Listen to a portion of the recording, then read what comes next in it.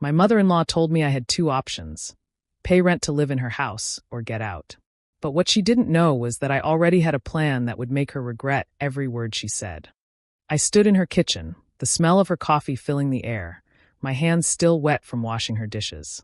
Margaret Rivers looked at me with that cold smile she always wore when she wanted to remind me who was in charge.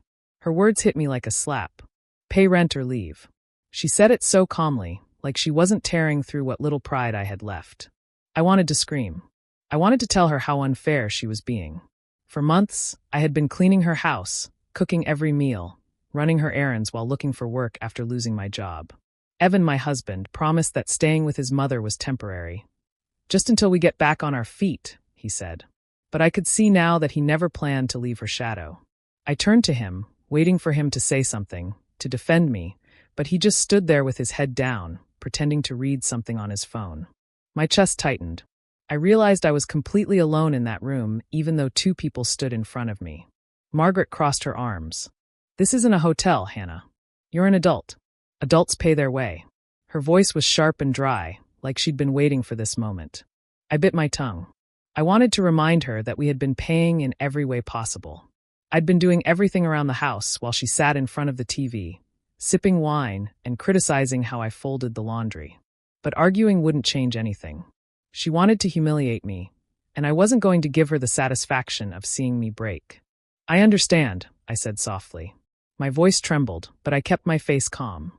"I'll figure it out." Her lips curved into a smile that didn't reach her eyes. "Good. I knew you'd see reason." She turned and walked away, her slippers shuffling across the tile, like she'd just won some quiet victory. I stood still for a long moment, my hands trembling. Evan tried to reach for me, maybe to apologize, but I pulled away. His silence had said enough. That night, I sat alone in the small guest room she called our space. I could hear her laughter downstairs, that low, satisfied sound. I felt something inside me shift, something steady and cold. I wasn't going to beg her for kindness or fight her for respect. I'd been trying to fit into her world, to prove myself. But now, I saw her clearly for what she was: a woman who thrived on control. I looked around the tiny room filled with our boxes and realized this wasn't my home. Not yet, but soon, it would be her turn to feel small. When Evan and I first moved into his mother's house, she acted like she was saving us. I had just lost my job, and we couldn't afford rent anymore. Margaret opened her arms with a smile and said, "Family doesn't charge family." Her words sounded warm, and I believed her. For the first few weeks, I tried to see her as the kind woman Evan always talked about. She cooked dinner for us, asked about my job search, and told her friends how proud she was that her son married such a sweet girl. But it didn't take long before that sweetness started to taste bitter. Little by little, she began taking control of everything around me. She decided what we ate, when we ate, even how much space we took up in the house. She told me where to put my clothes and said the guest room closet was too small for two people, so she'd keep some of her old coats there. When I tried to decorate the room to make it feel more like home, she said, "Oh, honey, I wouldn't waste your money on that. You'll be gone soon enough." Every morning, she'd stand in the kitchen watching me make breakfast, correcting how I stirred the eggs or how much salt I used. "Evan likes his bacon crisp, dear," she'd say, even though I'd been married to him long enough to know exactly how he liked it. One afternoon, she came into the living room and looked me up and down before saying, "You know, when Evan dated Claire, she always dressed so put together. He likes women who take care of themselves." She smiled afterward, like it was just friendly advice, but I could feel the sting behind it. When I told Evan what she said, he just sighed. "That's just how Mom is. Don't take it personally." That became his answer to everything. If she criticized my cooking, "That's just how Mom is." If she moved my laundry or opened our mail, "That's just how Mom is."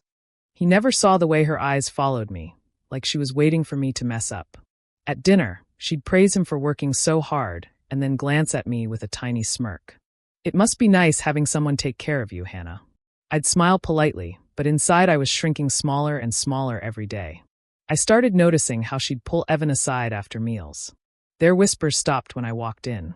Sometimes he'd come back looking annoyed, like I'd done something wrong, but he couldn't say what. I began to realize she wasn't just being difficult. She was trying to turn him against me, little by little. Her kindness had come with strings, and I had walked right into her web without even seeing it. What I thought was a helping hand was really a leash, and every day she pulled it tighter. I tried to talk to Evan about moving out. It was late at night, and we were both sitting on the edge of the bed, the air heavy between us. I told him I was tired of feeling like a guest in his mother's house. He rubbed his face and said quietly, "We can't afford to move right now, Hannah. You know that." I wanted to argue, but I knew he wouldn't listen. Every time I brought it up, he said the same thing, like he was reading from a script. I could tell he didn't want to leave her. Part of him liked being taken care of again. He didn't see what it was doing to me. Over the next few weeks, Margaret started playing small games that made my life harder. She would forget to tell me about bills or deliveries. Once, I missed a grocery payment because she moved the receipt and claimed she didn't remember seeing it. Another time, she told Evan that I had ignored her request to pay the internet bill when she had never even mentioned it to me. It was like she was setting little traps just to make me look careless. Then came the complaints. She started leaving the lights on in rooms and blaming me for wasting electricity. She'd sigh loudly whenever I used the washing machine, saying things like, "When you don't pay for things yourself, you don't understand the cost." She said those words just loud enough for me to hear, and always when Evan was nearby. And it worked. Evan started siding with her more and more. One night, when she accused me of shrinking her sweater in the dryer, I laughed because I hadn't even done laundry that day. Evan didn't laugh. He frowned at me and said, "Could you just be more careful, Hannah? It's her house." That was the moment I realized he wasn't defending me anymore. He was defending her.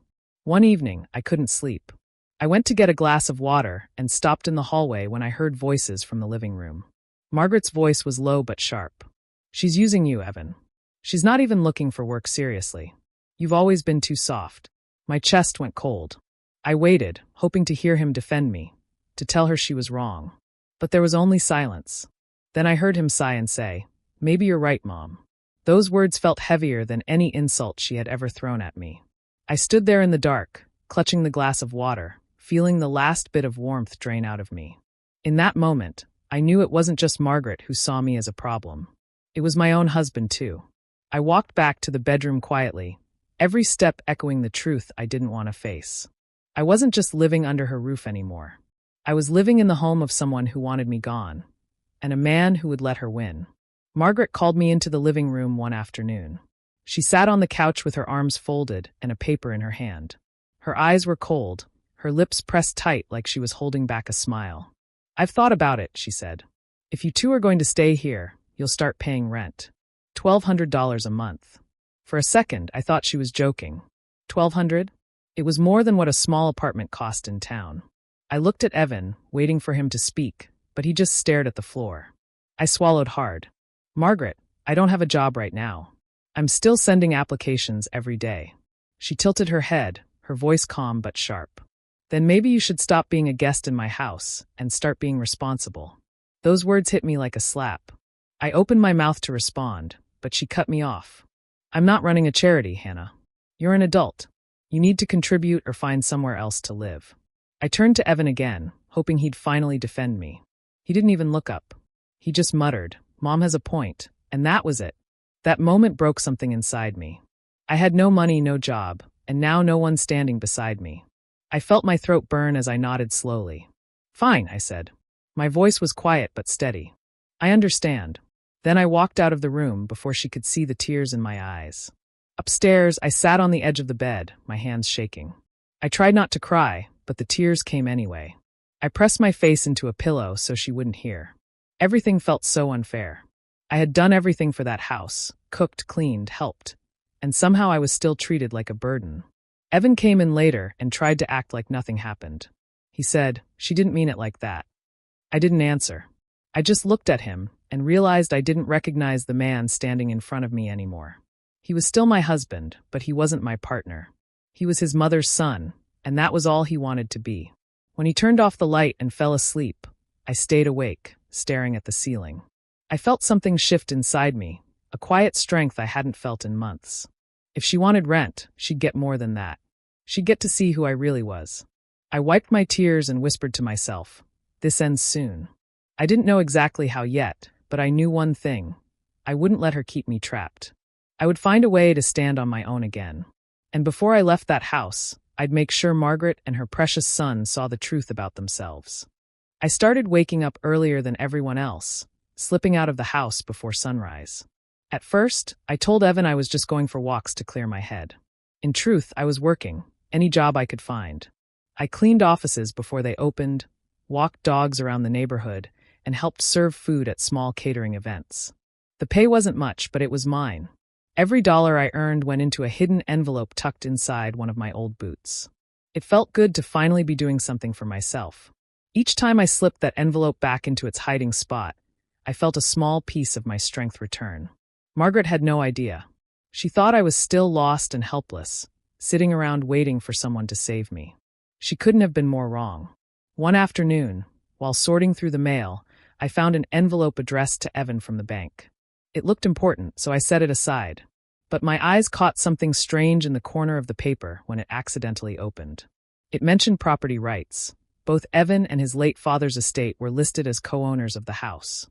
My heart skipped. That meant Margaret didn't fully own the home, like she always claimed. She'd been using it as a weapon against me, pretending it was hers alone. I folded the paper back neatly and placed it with the rest of the mail, my mind racing. For the first time, I saw a weakness in her armor. She had been playing Queen of the Castle, but the castle didn't even belong fully to her. From that day on, I began keeping quiet notes. Every cruel thing she said, every false accusation, every time she tried to twist Evan's thoughts, I wrote it all down. I recorded dates, times, and words, careful and patient. If she ever tried to push me out again, I would have proof of everything. During one of my early walks, I met Mrs. Duval, the elderly woman who lived next door. She was kind and talkative, always tending to her roses. Over time, she started opening up about the past. She told me how Margaret had treated her late husband, how she'd belittled him, controlled him, and left him feeling small. That poor man used to sit on his porch just to escape her voice, Mrs. Duval said softly, shaking her head. Listening to her, something inside me hardened. For months, I had tried to understand Margaret, even pity her. But now I saw the truth. She didn't hurt people by accident. She did it because she enjoyed the control. That night, I sat in the dark, counting the money I had saved so far. It wasn't much yet, but it was a start. I wasn't just saving to leave. I was saving to take back what she thought she owned, to make her see that I wasn't weak anymore. I didn't feel pity for her now. Only focus. Cold, clear focus. It was late one night, and the house was quiet except for the low hum of voices coming from the living room. I was heading downstairs for a glass of water when I heard Margaret say my name. I froze halfway down the steps, my heart already racing. Her tone was sharp and certain, the same way it always was when she thought she was right about something. "She doesn't belong here, Evan," Margaret said. "You know it. She's been a problem from the start." There was a short pause, then she added, "Claire comes from a proper family. Not like her." For a second, I thought I must have misheard.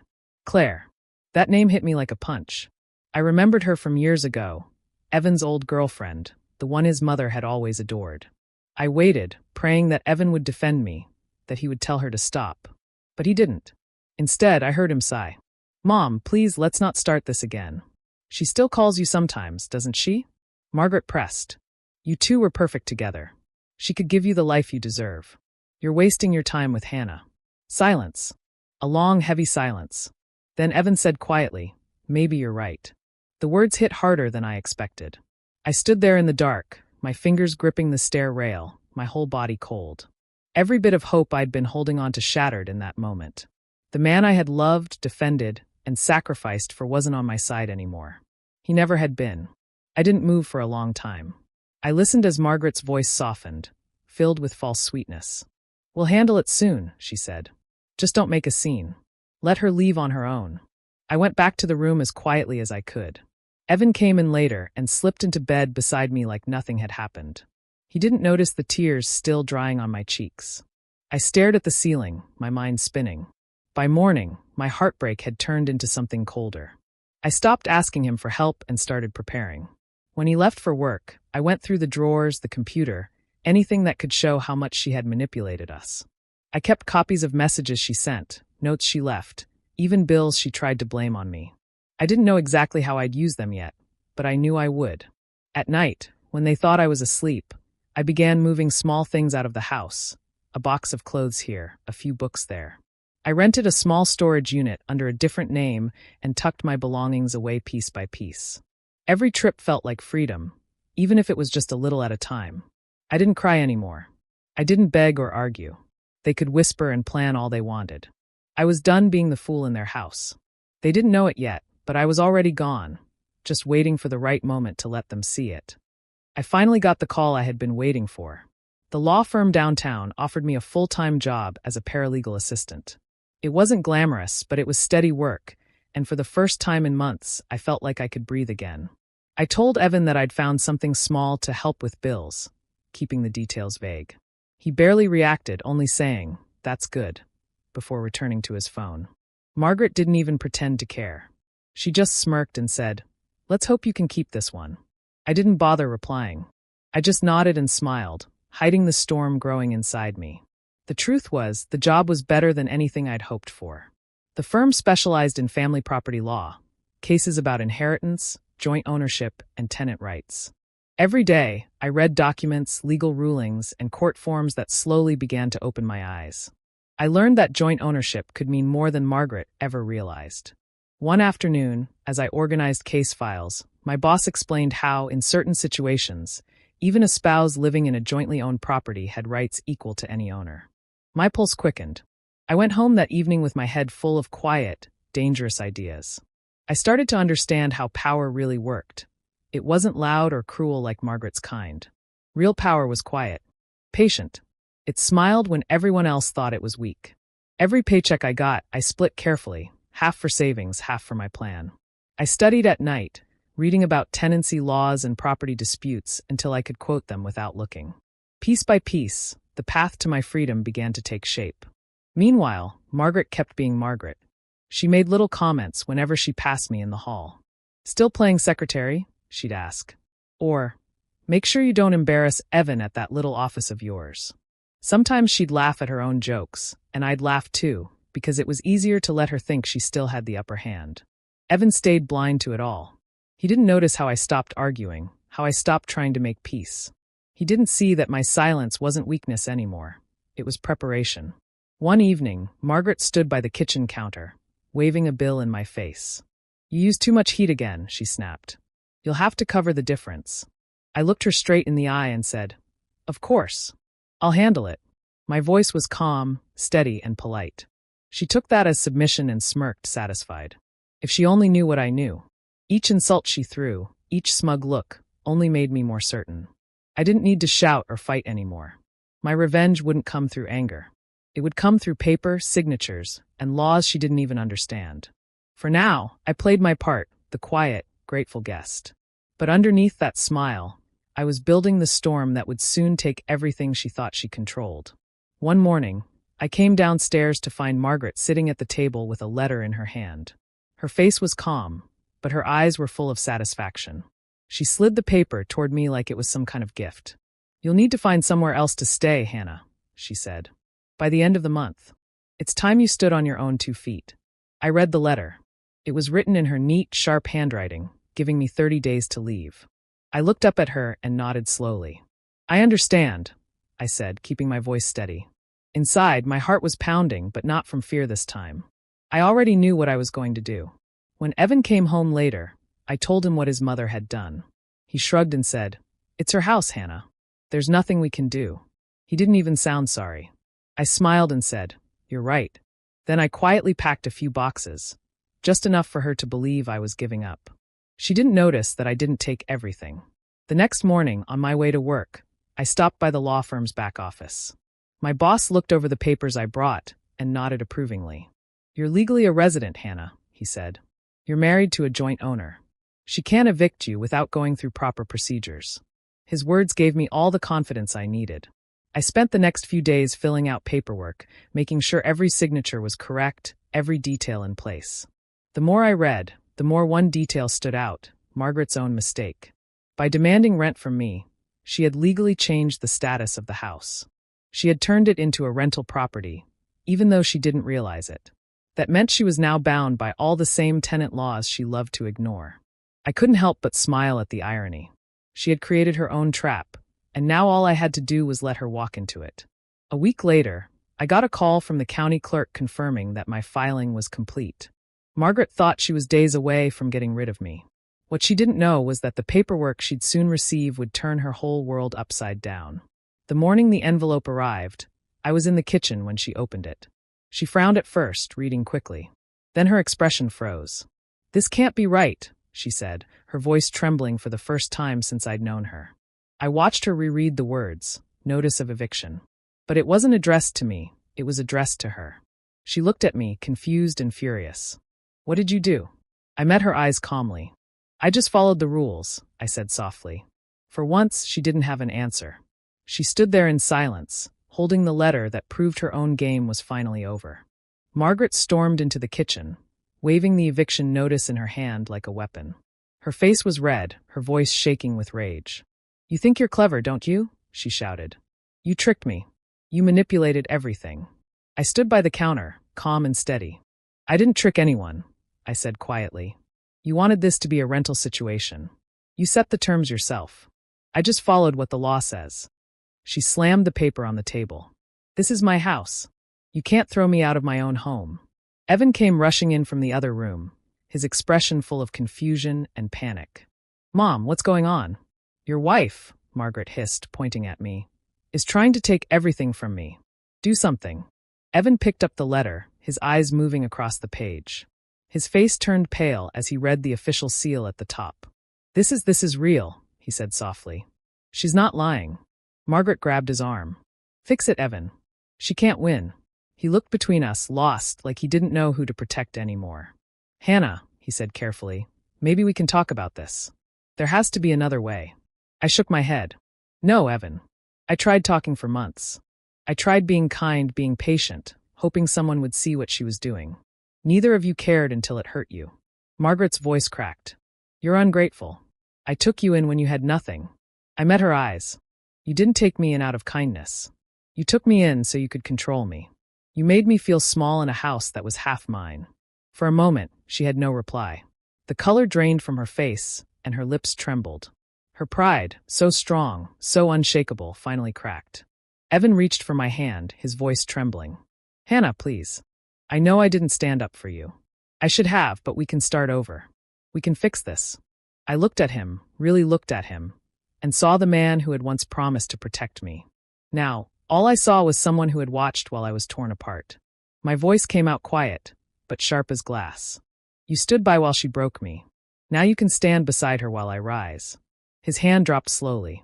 Margaret turned away, muttering to herself, her confidence gone. For the first time, the house felt quiet. No more shouting, no more control. I picked up my things and walked toward the door, feeling the air shift behind me. Evan didn't follow. Margaret didn't speak. They both just stood there, trapped in the silence they had created. For the first time, I didn't feel like the outsider anymore.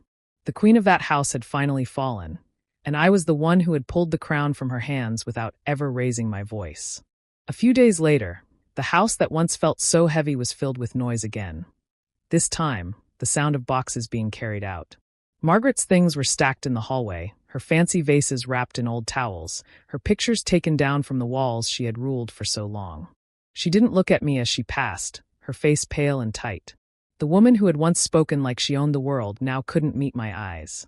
The moving truck waited outside, the driver loading the last few boxes.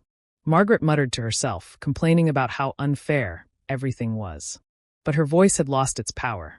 It was just noise now, angry, small, and tired. When she finally walked past me toward the door, she paused for a second like she wanted to say something. I waited, calm and silent. But she didn't. She just shook her head and left. Evan followed behind her, carrying one last bag. He stopped at the doorway, staring at me. His eyes were red, his shoulders slumped. "I'm sorry, Hannah," he said quietly. "I didn't mean for things to get this far." I didn't answer right away. I just looked at him and felt nothing. The hurt that used to burn inside me was gone. What was left was clarity. "I know," I said softly. "But sorry doesn't change what you allowed." He took a step closer. "We can fix this. We can find another place, start over."